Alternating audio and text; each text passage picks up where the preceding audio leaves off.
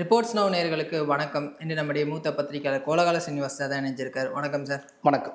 5 மாநில தேர்தல்கள் முடிஞ்சிருக்கு சார். எக்ஸிட் போல்ஸும் பல நிறுவனங்கள் வெளியிட்டிருக்காங்க. பலரும் சொன்னது திமுக மீண்டும் ஆட்சி அமைக்கும் அப்படின்னு சொல்லியிருக்காங்க. சிலர் அதிமுக ஆட்சிக்கு வரும்னு சொல்லியிருக்காங்க. ஒரே ஒரு நிறுவனம் மட்டும் தாவேக ஆட்சி அமைக்கும் அப்படின்னு சொல்லியிருக்காங்க. உங்கள் பார்வையில் எப்படி சார் இருக்கலாம்? எங்கள் பார்வை என்னங்கிறத நாங்கள் தெளிவாக சொல்லியிருக்கோம். ஆல்ரெடி என்னுடைய காணொலிகளில் சொல்லியிருக்கேன், நானும் என்னுடைய இன்டர்வியூஸில் சொல்லியிருக்கேன் எல்லாம். ஸோ என்னுடைய பார்வை என்னங்கிறத நாங்கள் ரொம்ப தெளிவாகவே முன் வச்சுருக்கோம். நானும் ஜேவிசியும் சேர்ந்து முன் வச்சுருக்கோம். அதே போல் ஜேவிசியுடைய கருத்து கணிப்பை வெளியிட்டிருக்கோம். அது என்ன ரிசல்ட் அதில் வந்திருக்கு எல்லாமே தெரியும். இதில் ஒரு விஷயம் என்ன அப்படின்னா, தமிழ்நாட்டில் போட்டியிடக்கூடிய பிரதானமான 3 கட்சிகள் 3 கட்சிகளுமே ஆட்சி அமைக்கும்னு சொல்லி ஏதோ சில எக்ஸிட் போல்ஸ் ஆளுக்கு ஃபிகர்ஸை கொடுத்துட்டாங்க. இப்போ ஏடிஎம்கே நாங்கள் தான் ஆட்சி அமைப்போம்னு சொல்லிக்கிறதுக்கு அவங்களுக்கு ஒரு ரொம்ப முக்கியமான ஒரு 2 நிறுவனங்கள் இருக்கு. ஒன்று Times Now JVC exit poll, அதுக்கப்புறம் இன்னொன்று ரொம்ப பிரதானமான தொலைக்காட்சியான News 18 voter vibe exit poll அப்படி இருக்குது. அது 2ஐயும் காட்டி நாங்கள் தான் அப்படின்னு சொல்லிக்கலாம். அதே போல் ரொம்ப பெயர் தெரியாத லெட்டர் பேட் ஆர்கனைசேஷன்ஸ் ஒரு 5-6 ஆர்கனைசேஷன்ஸ் டிஎம்கே தான் ஆட்சிக்கு வரும்னு சொல்லியிருக்கு. ஸோ திமுகவினர் நாங்கள் தான் ஆட்சிக்கு வருவோம் அப்படின்னு அவங்களும் மாறுதட்டிக்கலாம். போதும் போதாதுக்கு ஆக்சிஸ் மை இந்தியா அது விஜய் ஆட்சிக்கு வருவார்னு அவங்க ஒன்று அள்ளி விட்டுருக்காங்க. ரைட்டா?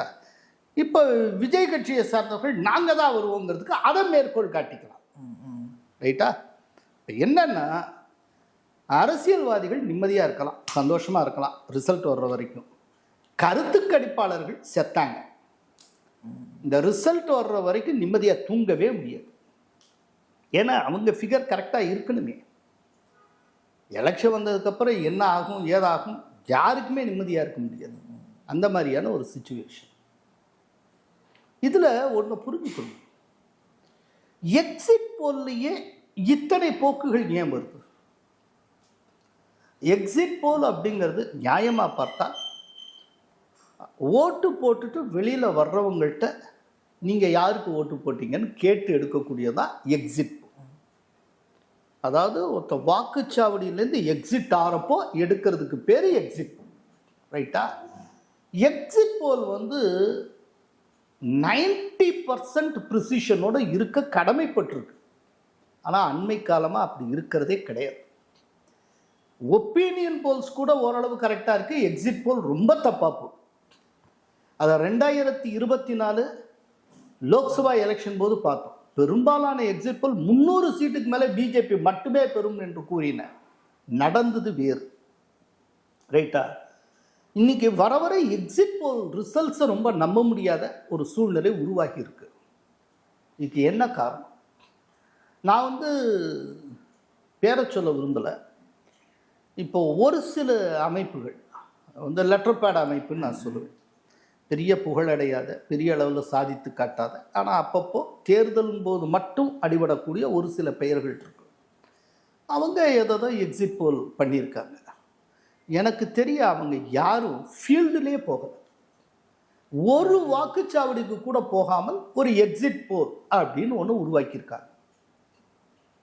சும்மா ஒரு டெம்ப்ளேட்டு 4 காலம் அதில் ஃபில்அப் பண்ணி அப்படியே கொடுத்துட்டு போயிருக்காங்க. அந்த மாதிரிலாம் நடந்திருக்கு.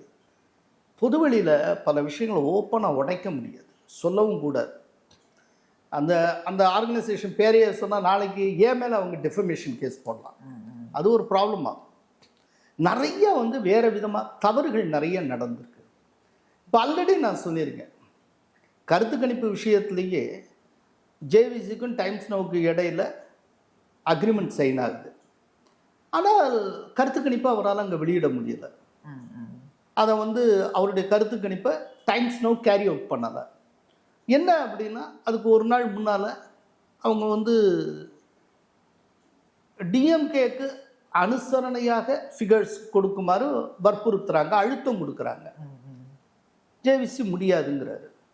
நான் எதுக்காக மாற்றணும் அப்படிங்கிறப்போ அதை வலியுறுத்தக்கூடிய டைம்ஸ் நவ்வில் இருக்க மிக உயர்ந்த பொறுப்பில் இருக்கிற அந்த நபர் சொல்லுகிறார், சார் தயவுசெய்து புரிஞ்சுக்கோங்க சார், தமிழ்நாட்டிலேருந்து ஏகப்பட்ட ப்ரெஷர் சார்.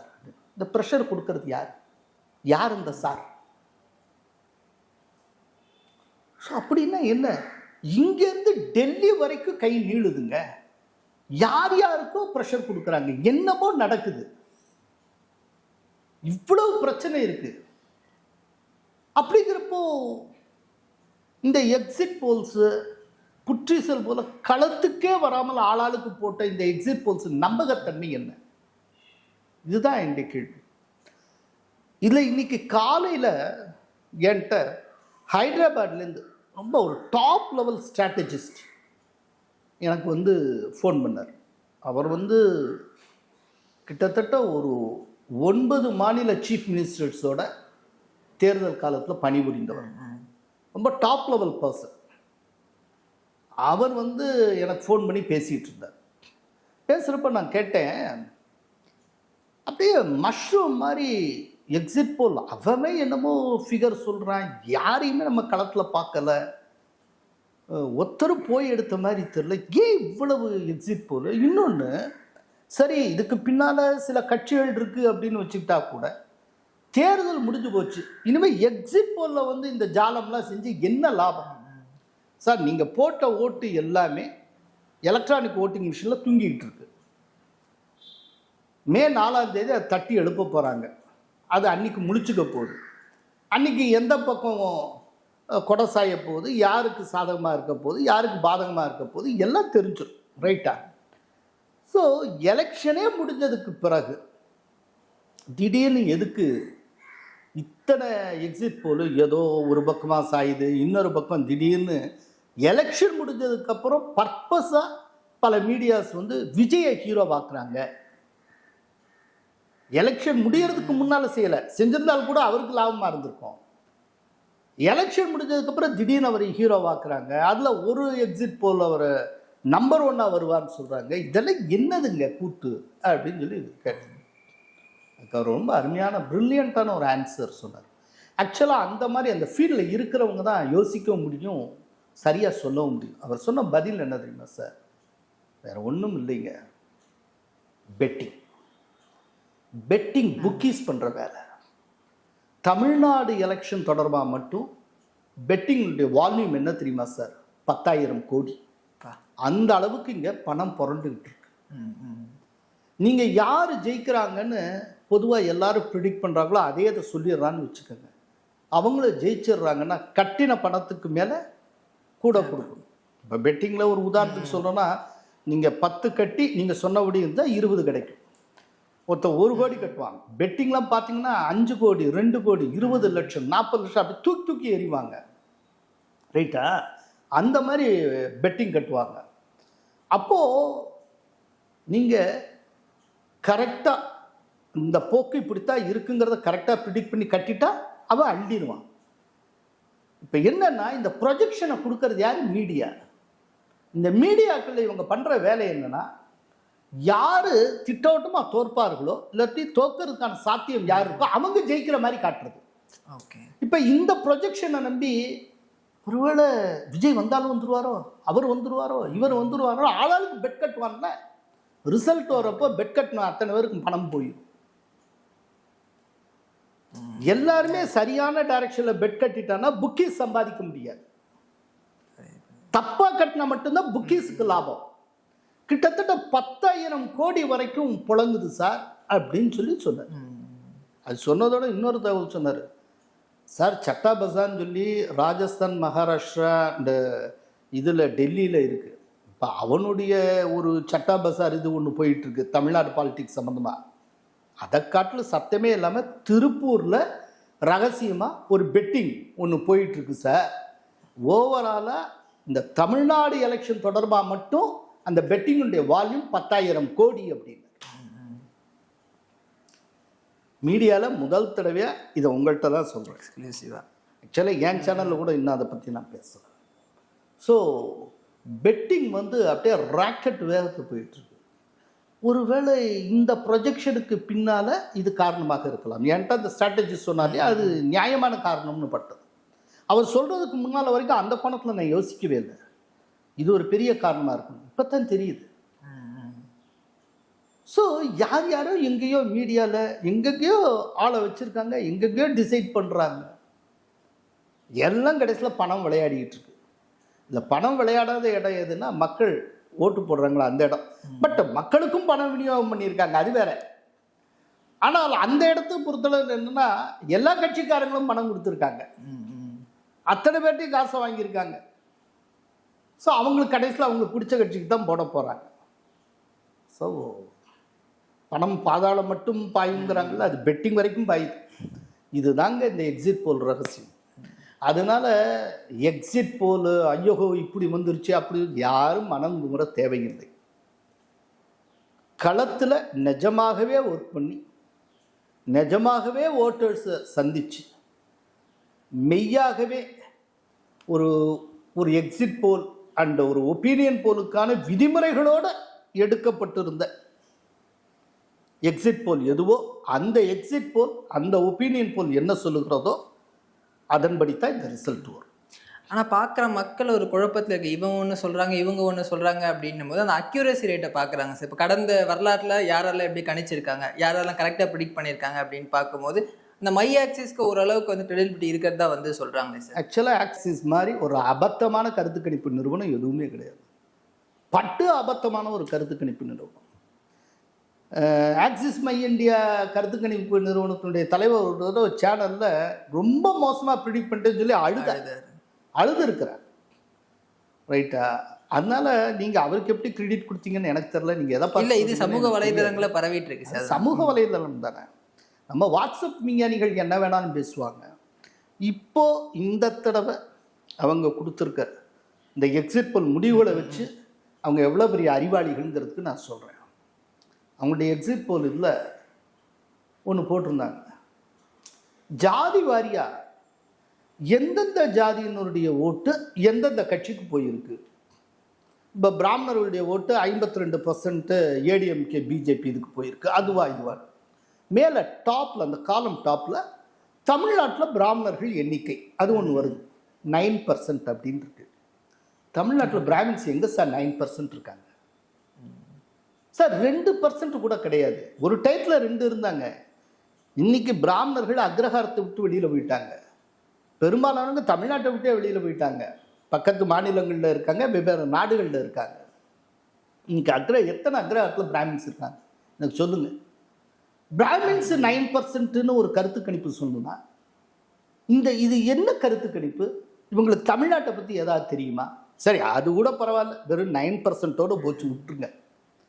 இன்னொன்று, இந்த ஓபிசி கேட்டகரியில் இருக்கிறவங்களுடைய ஓட்டு எந்த கட்சிக்கு எவ்வளோ போயிருக்கு அல்ல டாப் காலத்தில் தமிழ்நாட்டில் இருக்கக்கூடிய ஓபிசிஸ் எண்ணிக்கை அப்படின்னு 28% போடுறாங்க சார். தமிழ்நாடுங்கிறது லேண்ட் ஆஃப் பேக்வர்ட் கிளாஸஸ். தமிழ்நாட்டில் இருக்கக்கூடிய ஓபிசியுடைய டோட்டல் எண்ணிக்கை அரௌண்ட் 70%, 70%. இதில் பேக்வர்ட் கிளாஸே ஒரு 45-46% வரும். மோஸ்ட் பேக்வர்ட் இருக்குல்ல எம்பிசி, அது வந்து 25-26 வரும். கூட்டினால் 68-70%க்குள்ள வரும் சார். அவங்க ஓவரால் பர்சன்டேஜை 28ன்னு போட்டிருக்கா சார். டேட்டாஸே கம்ப்ளீட்டா தப்பு. அப்புறம் அதை வச்சு இவங்க அனலைஸ் பண்ணியிருக்காங்க. இந்த ரிசல்ட் எப்படி சரியா இருக்க முடியும்? ஆக்சிஸ் மை இந்தியா மாதிரி ஒரு ஒஸ்ட் கருத்து கணிப்பு நிறுவனத்தை நம்ம பார்த்ததே கிடையாது. ரொம்ப ஒரு மோசமான கருத்து கணிப்பு நிறுவனம். அதுக்குத்தான் நான் வந்து இந்த 2 டேட்டா சொல்றேன். இது நான் சொன்னது மட்டும் இல்லை. நேற்றைக்கு ஜோதிமணி தன்னுடைய எக்ஸில் இந்த ஜாதிய ரீதியாக இவ்வளோ தப்பாக போட்டிருக்காங்கிறத சுட்டி காட்டி, இதை வச்சு நீங்கள் எக்ஸிட் போல் கண்டக்ட் பண்ணேங்கிறீங்க, நீங்கள் எப்படி சரியாக கண்டக்ட் பண்ணியிருக்க முடியும்? டேட்டாஸே தப்பாக வச்சு இவ்வளவு தவறாக இருக்கே அப்படின்னு ஜோதிமணி கேட்டிருந்தாங்க. ஸோ இது நான் மட்டும் சொல்லலை, டிஎம்கே கூட்டத்தில் இருக்க கட்சியினுடைய எம்பி ஜோதிமணியும் கேட்டு இருக்கிறார். அவ்வளவு ஒரு அபத்தமாக பண்ணியிருந்தாங்க. ஒன்றே ஒன்று மட்டும் சொல்கிறேன், விஜய் வந்து நம்பர் 1 வர்றார் அப்படின்னா அது எந்த விதமான சினரியோவில் வர முடியும்னு ஒரு விதி இருக்குது. சும்மா ஜஸ்ட் லைக் தட் நீங்களா நம்பரை போட்டு அவர் 120 180 வந்துட முடியாது. விஜய் வந்து நம்பர் 1 அப்படிங்கிற லெவலுக்கு போனார் அப்படின்னா 2 கழகம் இருக்குல்ல, 2 கழகமும் தரோவா டெசிமேட் ஆகும். ஒரு கழகம் டெசிமேட் ஆகி ஒரு கழகம் இருந்தால் கூட இந்த எண்ணிக்கைக்கு வர முடியாது. 2 கழகமும் டெசிமேட் ஆனால் தான் விஜய் அவ்வளவு நம்பர் ட்ரிபிள் டிஜிட்டுக்கே போக முடியும். சாத்தியமே கிடையாது சார். அதுக்கு எங்கேருந்து இப்படி கண்டுபிடிச்சாங்கன்னா எனக்கு தெரியல. அதனால என்னென்ன சொல்லணுமோ அதை ஆல்ரெடி நாங்கள் ஃபிகர்ஸாகவும் எல்லாத்தையும் சொல்லியிருக்கோம், களத்தில் இருந்தும் சொல்லியிருக்கோம், கணிச்சும் சொல்லியிருக்கோம். இதுக்கு மேலே திரும்ப திரும்ப சொல்கிறதுக்கு ஒன்றும் இல்லை சார். சமூக வலைதளங்களையும் இப்போ ஊடகங்களையும் வந்து திரு விஜய் அவர்களுடைய வருகைக்கு இப்போ இந்த எலெக்ஷன் முடிஞ்சதுக்கு பிறகு இந்த குழந்தைகளை பத்திரமா பார்த்துக்குங்க அந்த மாதிரியான இஷ்யூஸ்லாம் போயிட்டு இருக்குல்ல சார். அவங்க வந்து இந்த ரிசல்ட்னால பாதிக்கப்படுவாங்க. இது வந்து தமிழகத்துக்கு ஒரு புதுசான ஒரு விஷயம். இதுக்கு முன்னாடி அந்த மாதிரி கேள்விப்பட்டதே இல்லை. இதெல்லாம் எப்படி சார் பார்க்குறீங்க? இதெல்லாம் வேணும்னு ஒரு சென்டிமெண்ட்லாம் ஏதோ அவர் ரொம்ப அக்கறையாக கண்டு அப்படிலாம் சொல்கிற மாதிரி, குழந்தைகள் ரொம்ப பாதிக்கப்பட்டுங்கிற மாதிரி. இந்த குழந்தைகளை வச்சு தான் எமோஷனல் பிளாக்மெயிலே எலெக்ஷன் டயத்தில் விஜய் குரூப் பண்ணாங்க. என்னென்னா ஓட்டு போடுறதுக்கான உரிமையே பெறாத இந்த 18 வயசுக்கும் உட்பட்ட பல்வேறு சிறார்கள் சிறுமிகள் அவங்க அப்பா அம்மாட்ட நீ விஜய்க்குத்தான் ஓட்டு போட்டாகணும்னு சொல்லி என் தலையில் அடித்து சத்தியம் பண்ணு நான் ஓட்டு போடுறேன்னு, அப்பனாத்தான் உன்னை விடுவேன்னு சொல்லி அங்கே தாத்தா பாட்டிலேருந்து ஒவ்வொருத்தட்டு தலையில் அடித்து சத்தியம் வாங்கி இப்படியெல்லாம் வாங்கியிருக்காங்க. இதை காட்டிலும் கேவலமான ஒரு பாலிடிக்ஸை வேறு யாரும் பண்ண முடியாது. இல்லை, விஜய் வைக்கிற ஒரு அஜெண்டாவை வச்சோ அவருடைய கொள்கையை வச்சோ அவருடைய பேச்சை வைத்தோ அவர் இந்த மாதிரியான சில திட்டங்களை முன்வைத்திருக்கிறார் அப்படிங்கிறத வச்சோ மக்கள் முன் வர்றது அர்த்தம் இருக்குது. தன்னுடைய ரசிகர்கள் சின்ன சின்ன பசங்களாக இருக்கிறவங்கள வச்சு பேரண்ட்ஸை கன்வின்ஸ் பண்ணி பேரண்ட்ஸ்கிட்ட வந்து எமோஷனலாக தலையில் அடித்து சத்தியம் பண்ணுன்னு சொல்லி இப்படியெல்லாம் ஓட்டு வாங்கக்கூடிய ஒரு தலைவர். இது எப்படி ஒரு நல்ல தலைமைக்கான அடையாளம்? யோசிச்சு பாரு. விஜயை பற்றி மற்றவன் புகார் பண்ணால் பரவாயில்ல, அவருடைய மனைவியே புகார் சொல்லியிருக்கிறார். அப்படின்னா இவருடைய நம்பகத்தன்மை என்ன? ஆனால் பல இடங்களில் வந்து விஜய் அவர்களுக்கான செல்வாக்கு அப்படின்றது அதிகரிச்சிருக்கு. குடும்பமாக விஜய் அவர்களுக்கு ஓட்டு போட்டிருக்காங்க அப்படின்ற மாதிரிலாம் வந்து நேஷனல் மீடியாக்களே அவர் கொடுக்குறாங்க சார். இந்த அதிகரிச்சிருக்குங்கிற வார்த்தை வந்து ஒரு கம்பேரிட்டிவ் வேர்டுங்க. அதிகரிச்சுன்னா நேத்திக்கு குறைவாக இருந்ததுன்னா இன்னைக்கு அதிகரிச்சதுன்னு நீங்கள் சொல்லலாம். இப்போ தானுங்க அவர் அரசியலுக்கே வந்திருக்காரு. இந்த தடவை தானுங்க அவருக்கான ஸ்டாட்டிஸ்டிக்ஸே உருவாக போகுது. இந்த தடவை தானே அவருக்கு என்ன விழப்போகுதுன்னு தெரிய போகுது. நேற்றுக்கு வரைக்கும் அவருக்கு என்ன ஓட்டுறது யாருக்காவது தெரியுமா? விஜய்க்கே தெரியாதுங்க. அப்புறம் இதில் என்ன குறையிறது என்ன இருக்குது, அதிகரிக்கிறது என்ன இருக்குது? இந்த தடவை அவர் என்ன வாங்குறாரோ அதுதான் அவருடைய ஓட்டு. அதை பார்க்கலாம். இதில் வந்து குடும்பமாக போட்டிருக்கலாம். பல இடத்துல நான் இல்லைன்னு தான் சொல்லலையே. இப்போ சில இந்த குழந்தைகள் இப்படி சத்தியம் வாங்கியிருக்காங்க அப்படின்னு. அப்புறம் பெற்றோர்கள்லேயே விஜயனுடைய ரசிகர்கள் இருக்கலாம். விஜயனுடைய ரசிகர்கள் தீவிர ரசிகர்கள் விஜய்க்கு வாக்களிப்பார்கள், நான் இல்லைன்னு சொல்லலை. ஆனால் அது தமிழ்நாட்டுடைய மொத்த வாக்காளர் எண்ணிக்கையில் எவ்வளவா இருக்கும்? நீங்கள் என்னைக்குமேங்க ஒரு நடிகருடைய மொத்த ரசிகர்கள் வாக்களிக்கிறதுனாலையும் ஒரு கட்சியினுடைய ஒட்டுமொத்த தொண்டர்கள் மட்டுமே வாக்களிக்கிறதுனாலையும் ஒருத்தர் ஜெயிச்சிடவே முடியாதுங்க. அதை தாண்டி பொதுமக்கள் பரப்பு இருக்கு பாருங்க, கட்சி சாராத பொதுமக்கள் அவங்க யாருக்கு வாக்களிக்கிறாங்களோ அதை வச்சு தான் இருக்கு. அது என்னங்கிறது இந்த எலெக்ஷன் ரிசல்ட் வர்றப்போ தெரியும். உங்கள் ப்ரிடிக்ஷன் படி அந்த நியூட்ரல் ஓட்டர்ஸோட ஓட் பேங்க் யாருக்கு சார் போயிருக்குன்னு நினைக்கிறேன்? நியூட்ரல் ஓட்டர்ஸ் எப்போது எதை வச்சு டிசைட் பண்ணுறான்னு பாருங்கள். இந்த தடவை பரவலாக அதிருப்தி இருக்குது. நாங்கள் எங்கள் களத்தில் பார்த்தோம், ஏராளமான இடத்துல பார்க்குறோம். அந்த அதிருப்தியை 3 வகைப்படுத்த முடியும். ஒன்று விவசாயிகளுடைய அதிருப்தி.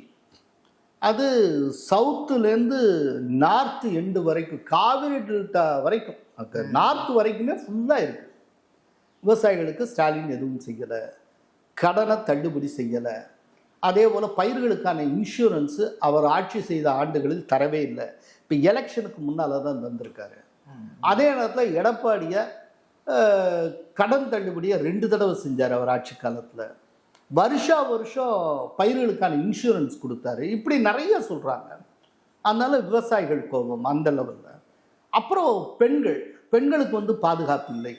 சாதாரண ஒரு 12 வயசு குழந்தை வெளியில் போனால் கூட பத்திரமா சாயந்தரம் திரும்புங்கிறதுக்கு உத்தரவாதம் இல்லை. ரொம்ப சட்ட ஒழுங்கு சீர்குலைஞ்சு கிடக்கு, ரொம்ப மோசமாக இருக்குது அப்படின்னு கடந்த முறை டிஎம்கேக்கு வாக்களித்தவர்களே சொன்னார்கள். எங்களுக்கு முன்னால் தான் சொன்னாங்க. அதை நாங்கள் பதிவு பண்ணி கொடுத்துருக்கோம். அதே போல் 3வது அதிருப்திக்கு மூணாவது மிக முக்கியமான காரணம் கஞ்சா. கஞ்சா வந்து தமிழ்நாட்டில் பெருத்து போச்சு அப்படிங்கிறத மக்களே சொல்கிறாங்க.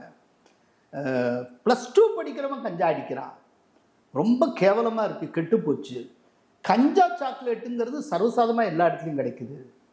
அதில் ஒரு பெரியவர் சொன்னார், சார் இந்த ஆட்சி வர்றதுக்கு முன்னால் வரைக்கும் கஞ்சா சாக்லேட்டுங்கிற வார்த்தையே எங்களுக்கு தெரியாது, இந்த ஆட்சி வந்ததுக்கப்புறம் தான் சார் இந்த வார்த்தையே எங்களுக்கு தெரியும். அப்போனா இது எவ்வளோ கேடுகட்ட ஆட்சி சார். நான் போன தடவை ஸ்டாலினுக்கு தான் சார் ஓட்டு போட்டேன், ஆனால் இந்த தடவை செத்தால் நான் போட மாட்டேன் அப்படின்னு சொன்னவங்க இருக்காங்க. அதனால இந்த அதிருப்தி வந்து தீர்மானிக்கும். அப்படிங்கிறப்போ அதிருப்தி யாருக்கு எதிராக இருக்கோ அவங்களுக்கு எதிரானவங்களுக்கு ஓட்டு போகும். அது வந்து இப்போ அர்பனாக இருந்து ஒரு இடத்துல விஜய் வந்து ரொம்ப செல்வாக்கோட இருக்கான்னா அந்த இடத்துல விஜய்க்கு போகும். ஏடிஎம்கே செல்வாக்காக இருக்கிற இடத்துல ஏடிஎம்கேக்கு போகும். ஸோ அந்த செல்வாக்கை பேஸ் பண்ணி இந்த நியூட்ரல் ஓட்டர்ஸோட ஓட்ஸ் வந்து ஷிஃப்ட் ஆகுதுன்னு எடுத்துக்கலாமா சார்? ஆமாம், அதாவது நியூட்ரல் ஓட்டுங்கிறது அதிருப்தியை வச்சு, அதிருப்தியை மையமாக வைத்து அந்தந்த ஏரியாவில் இப்போ வந்து ஒரு டிஎம்கே மேலே அதிருப்தின்னு வச்சுப்போம். டிஎம்கே மேலே அதிருப்தி சென்னையில் பரவலாக இருக்குது. இதே காரணங்களுக்கா அப்படின்னா இந்த அதிருப்தியுட்ட கட்சி சாராத பொதுமக்கள் இப்போ டிஎம்கேக்கு ஓட்டு போடலாம் யார் வருவா அப்படின்னு பார்க்குறாங்க. அந்த இடத்துல தன்னுடைய தொகுதியில் விஜய்க்கு ஒரு கூடுதல் செல்வாக்கு இருக்கிறதா நினச்சா விஜய்க்கு ஓட்டு போட்டுருவாங்க. இப்போ அதே நேரத்தில் கொங்கு மண்டலத்தில் அது பிஜேபி ஏடிஎம்கேட கோட்டை. இப்போ அந்த இடத்துல டிஎம்கே எந்த இடத்துல வந்துடக்கூடாதுன்னு நினச்சா யாருக்கு ஓட்டு போடுவா? ஏடிஎம்கேக்கு ஓட்டு போடுவாங்க.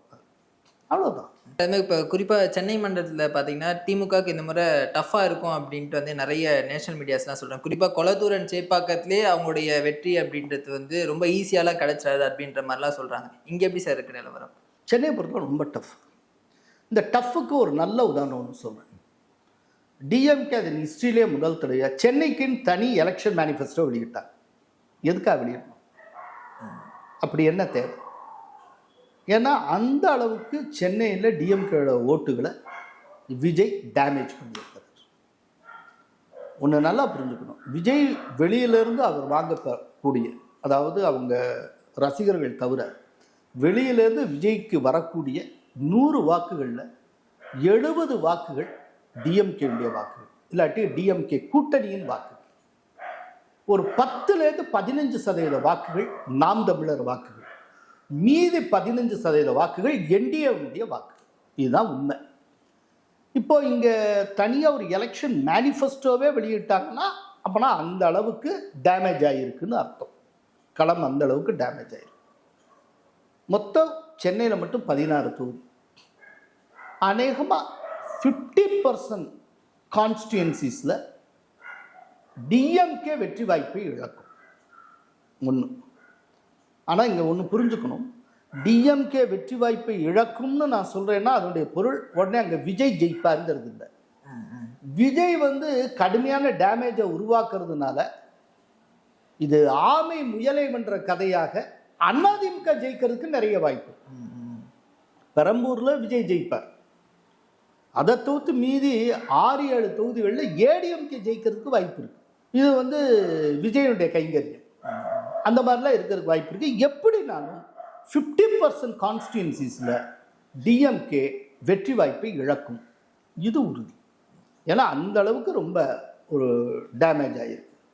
சரி, இப்போ நீங்கள் சொல்கிற மாதிரி பார்த்தோம் அப்படின்னா தாவேகா வந்து திமுகவுடைய வாக்குகளை பெரிய அளவு எடுக்குது அப்படின்னு நம்ம பார்த்தோம்னா, இப்போ கடந்த தேர்தல் 2021 டிஎம்கேக்கும் ஏடிஎம்கேக்கும் ஒரு 3% டிஃப்ரென்ஸ் தான் சார் இருந்துச்சு வெற்றி வாய்ப்பில். அப்படி இருக்கும்போது இப்போ டிஎம்கேவோட வாக்குகள் தாவேகா எடுக்கிறதுனால அதிமுகவுக்கு வெற்றி வாய்ப்பு அதிகமாக இருக்குன்னு நம்ம எடுத்துக்க முடியுமா சார்? அதாவது எப்படின்னா, இப்போ டிஎம்கேவுடைய பெருமளவு வாக்குகளை தாவேகா உறிஞ்சும், அதே நேரத்தில் ஏடிஎம்கே ஓரளவு வாக்குகளையும் அது எடுக்கும். புரியுதா? இப்போது ஓவரால் பர்சன்டேஜில் இப்போ டிஎம்கே சைடு ஒரு 7% குறையுதுன்னா ஏடிஎம்கே அண்ட் பிஜேபி சைடு 2-2.5% குறையும்.